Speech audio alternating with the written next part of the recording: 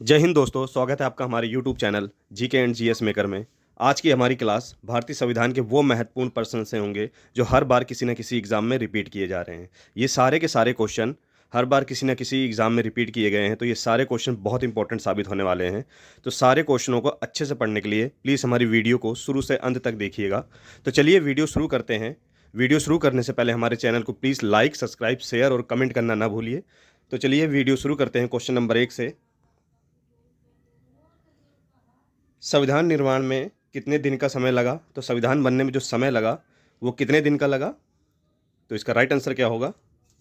तो इसका right answer होगा ऑप्शन ए, 2 वर्ष 11 महीने 18 दिन। याद रखिएगा, संविधान बनने में जो समय लगा वो 2 वर्ष 11 महीने 18 दिन का समय लगा।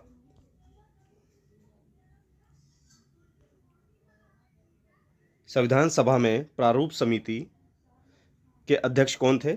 काफ़ी अच्छा क्वेश्चन है। तो इसका राइट आंसर क्या होगा? तो इसका राइट आंसर होगा option A, doctor Bhimrao Ambedkar. याद रखिएगा, संविधान सभा में जो प्रारूप समिति के अध्यक्ष थे वो भीमराव अंबेडकर थे।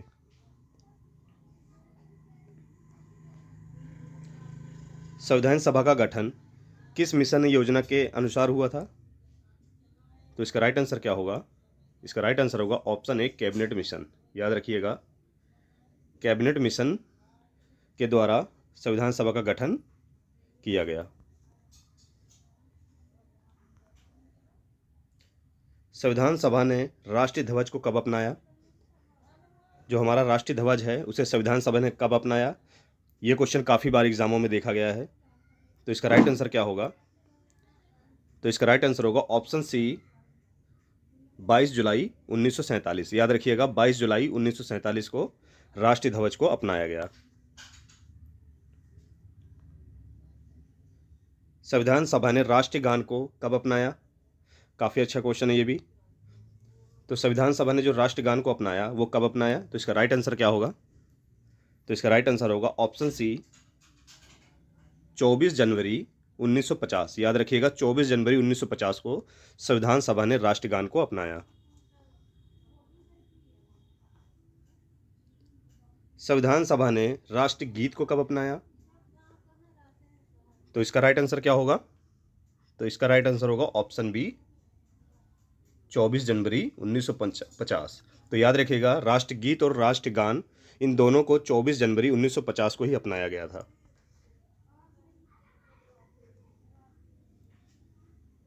सबसे लंबा लिखित संविधान किस देश का है? तो याद रखिएगा, इसका राइट आंसर होगा ऑप्शन सी, भारत। तो भारत का जो लिखित संविधान है वो विश्व में सबसे बड़ा लिखित संविधान है। आपातकाल के दौरान संविधान संशोधन द्वारा प्रस्तावना में समाजवादी, धर्मनिरपेक्ष और अखंडता, ये 3 शब्द जो हैं ये किस संविधान संशोधन के तहत जोड़े गए? तो इसका राइट आंसर क्या होगा? ऑप्शन ए, 42वें संविधान संशोधन 1976 में। याद रखिएगा, 42वां संविधान संशोधन 1976 में समाजवादी, धर्मनिरपेक्ष और अखंडता शब्द जोड़े गए।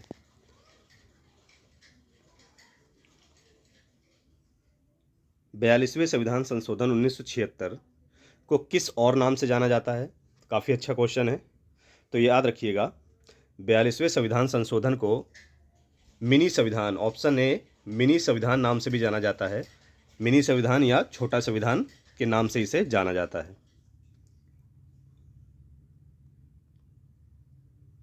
संविधान सभा का उपाध्यक्ष के रूप में किसे चुना गया? काफ़ी अच्छा क्वेश्चन है।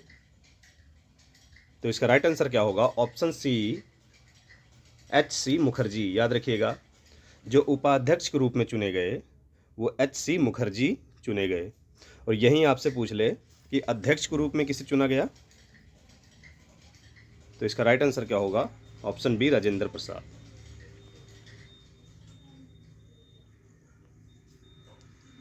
संविधान सभा में मसौदा समिति, काफ़ी अच्छा क्वेश्चन है, मसौदा समिति के अध्यक्ष किसे चुना गया? तो इसका राइट आंसर क्या होगा? Option A, doctor Bhimrao Ambedkar. याद रखिएगा, भीमराव अंबेडकर को मसौदा समिति का अध्यक्ष चुना गया था।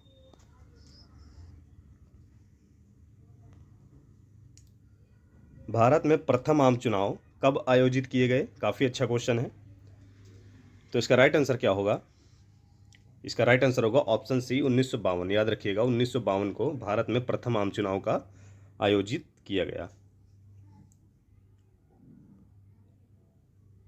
आगे बढ़ते हैं। कौन मुंबई प्रेसिडेंसी से संविधान सभा के लिए चुने गए? काफ़ी अच्छा क्वेश्चन है। तो मुंबई जो प्रेसिडेंसी है संविधान सभा के लिए कौन चुना गया? तो इसका राइट आंसर क्या होगा? Option D doctor Bhimrao Ambedkar.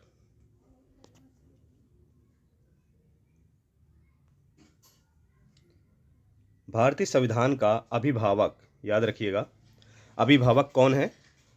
तो इसका राइट आंसर क्या होगा? भारत का उच्चतम न्यायालय या सर्वोच्च न्यायालय, सुप्रीम कोर्ट जिसे कहा जाता है।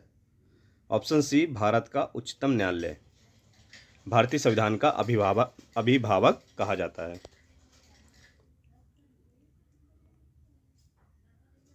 भारतीय संविधान का मसौदा किस दिन पूरा हुआ? काफ़ी अच्छा क्वेश्चन है। तो इसका राइट आंसर क्या होगा?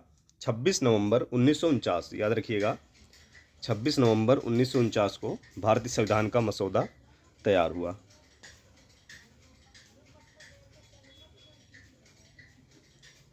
भारत के सुप्रीम कोर्ट का गठन किसके द्वारा किया जाता है? तो इसका राइट आंसर क्या होगा? तो इसका राइट आंसर होगा भारतीय संविधान द्वारा। याद रखिएगा ऑप्शन बी भारतीय संविधान द्वारा भारत के सुप्रीम कोर्ट का गठन किया गया था। भारतीय संविधान कौन सी सभा द्वारा तैयार किया गया था? काफ़ी अच्छा क्वेश्चन है। तो भारतीय संविधान जो है वो संविधान सभा द्वारा तैयार किया गया था। ऑप्शन सी संविधान सभा द्वारा तैयार किया गया था।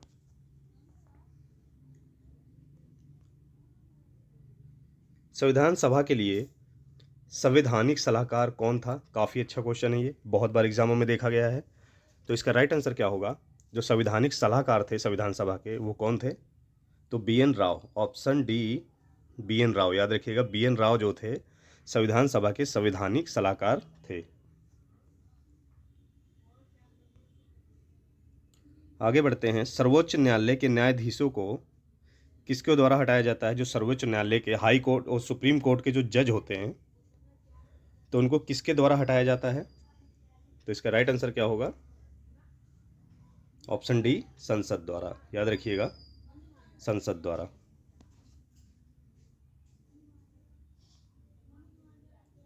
किसके महाभियोग के लिए संविधान में कोई प्रावधान नहीं है? काफ़ी अच्छा क्वेश्चन है। तो इसका राइट आंसर क्या होगा? किसके महाभियोग के लिए संविधान में कोई प्रावधान नहीं है? तो यार राष्ट्रपति को छोड़ के ये जो राष्ट्रपति है राष्ट्रपति पे महाभियोग का प्रावधान है संविधान में, पर ऑप्शन बी और सी और डी मुख्यमंत्री, प्रधानमंत्री, राज्यपाल, इन तीनों के लिए कोई प्रावधान नहीं है। याद रखिएगा इन तीनों के लिए संविधान में कोई प्रावधान नहीं है महाभियोग का, और राष्ट्रपति के लिए प्रावधान है। वो भी किसमें है? अनुच्छेद आर्टिकल 61। याद रखिएगा अनुच्छेद 61 में।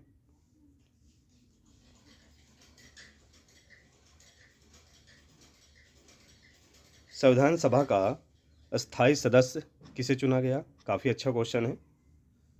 तो जो संविधान सभा का स्थायी सदस्य है वो किसे चुना गया था? तो इसका राइट आंसर क्या होगा? ऑप्शन सी डॉक्टर राजेंद्र प्रसाद। याद रखिएगा राजेंद्र प्रसाद जी को संविधान सभा का स्थायी सदस्य चुना गया था। और यहीं आपसे पूछ ले अगर कि संविधान सभा का अस्थायी, याद रखिएगा संविधान सभा का अस्थायी सदस्य पूछ ले तो वो कौन होगा? डॉक्टर सच्चिदानंद सिन्हा। याद रखिएगा अस्थायी कौन था? डॉक्टर सच्चिदानंद सिन्हा। और स्थायी पूछ लेगा तो डॉक्टर राजेंद्र प्रसाद।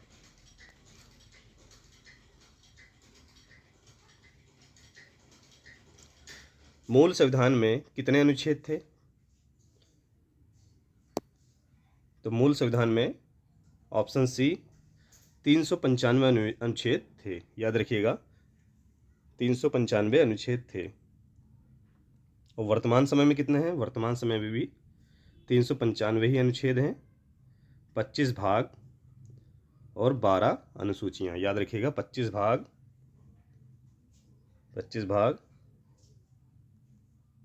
12 अनुसूचियाँ और 104 संशोधन। याद रखिएगा 104 संशोधन अब तक हो चुके हैं 1951 से 2019 तक। नोट कर लीजिएगा 1951 से 2019 तक अभी तक 104 संशोधन हो चुके हैं।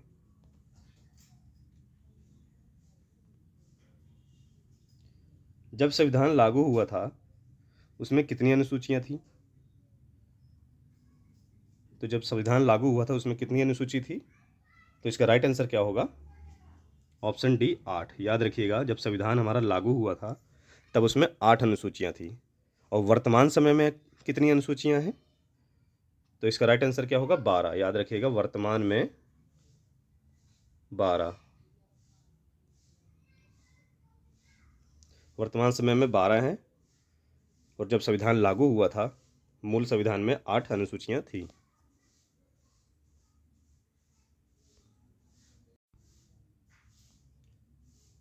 भारत में संविधान को कब अपनाया गया? तो इसका राइट आंसर क्या होगा? तो भारत में संविधान को 26 नवंबर 1949 को अपनाया गया था। ऑप्शन बी 26 नवंबर 1949 को अपनाया गया था। याद रखिएगा। चलिए आगे बढ़ते हैं। संपूर्ण संविधान को कब लागू किया गया? काफ़ी अच्छा क्वेश्चन है। संपूर्ण संविधान को कब लागू किया गया? तो इसका राइट आंसर क्या होगा? तो इसका राइट आंसर होगा ऑप्शन सी 26 जनवरी। याद रखिएगा अगर यहाँ आपसे पूछ ले संपूर्ण संविधान को कब लागू किया गया, मतलब संविधान को कब लागू किया गया, तो वो 26 जनवरी 1950 को। और यहीं आपसे पूछे कि अपनाया कब गया संविधान को, तो 26 नवंबर 1949।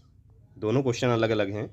अगर आपसे पूछे लागू कब किया गया तो 1950 26 जनवरी, और अपनाया कब गया तो 26 नवंबर 1949 को अपनाया गया।